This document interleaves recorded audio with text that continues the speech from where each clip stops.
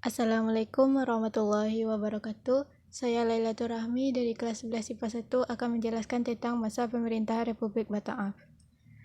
Yang pertama, latar belakang. Pada tahun 1795 terjadi perubahan di Belanda. Muncullah kelompok yang menamai dirinya kaum patriot.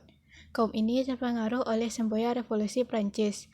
A. Liberté, kemerdekaan. B. Égalité, persamaan.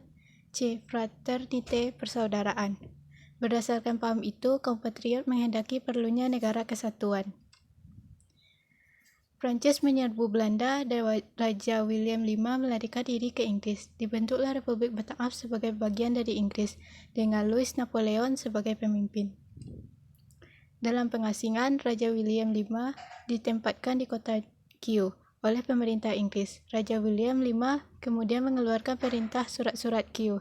Isi perintah itu adalah agar para penguasa di negeri jajah Belanda menyerahkan wilayahnya kepada Inggris, bukan kepada Prancis.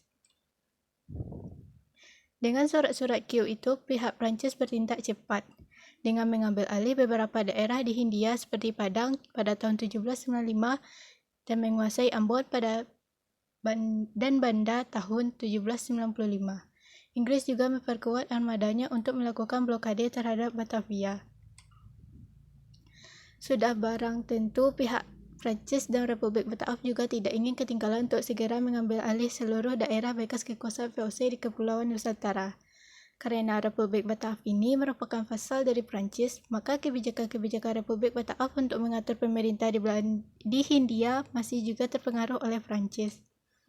Kebijakan yang utama bagi Prancis waktu itu adalah memerangi Inggris. Oleh karena itu, untuk mempertahankan Kepulauan Nusantara dari serangan Inggris, diperlukan pemimpin yang kuat. Ditunjuklah seorang muda dari kaum patriot untuk memimpin Hindia, yakni Herman Willem Daendels. Ia dikenal sebagai tokoh muda yang revolusioner. Pemerintahan Herman Willem Daendels 1808 sampai 1811. Herman Willem Daendels sebagai Gubernur Jenderal Pemerintahan di Nusantara pada tahun 1808 sampai 1811. Tugas utama Daendels adalah mempertahankan Jawa agar tidak dikuasai Inggris.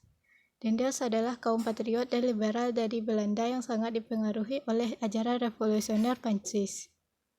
Ia ingin memberantas praktik-praktik feodalisme. Hal ini dimaksudkan agar masyarakat lebih dinamis dan produktif untuk kepentingan negeri induk.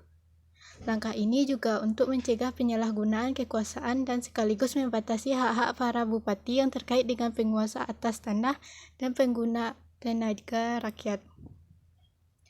Daendels melakukan beberapa langkah strategis, terutama menyangkut bidang pertahanan keamanan, administrasi pemerintahan, dan sosial ekonomi. Di bidang pemerintahan dan keamanan, yang pertama, ia membangun benteng-benteng pertahanan baru. Kedua, membangun pangkalan angkatan laut di Anyar dan Ujung Kulon. Namun pembangunan pangkalan ini di Ujung Kulon boleh dikatakan tidak berhasil.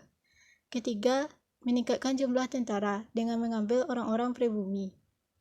Keempat, pembangunan jalan raya dari Anyar, Jawa Barat, sekarang Provinsi Banten, sampai Penarukan, ujung timur Pulau Jawa, Provinsi Jawa Timur, sepanjang kurang lebih 1.100 km. Pada awalnya, Daendels dikenal sebagai tokoh muda yang demokratis. Daendels juga mengarahkan rakyat untuk kerja rodi. Dengan kerja rodi itu, maka rakyat yang sudah jatuh miskin menjadi semakin menderita. Apalagi kerja rodi dalam pembuatan pangkalan di Ujung Kulon. Karena lokasi begitu jauh, sulit dicapai dan penuh dengan sarang nyamuk malaria. Sekian dari saya. Wassalamualaikum warahmatullahi wabarakatuh.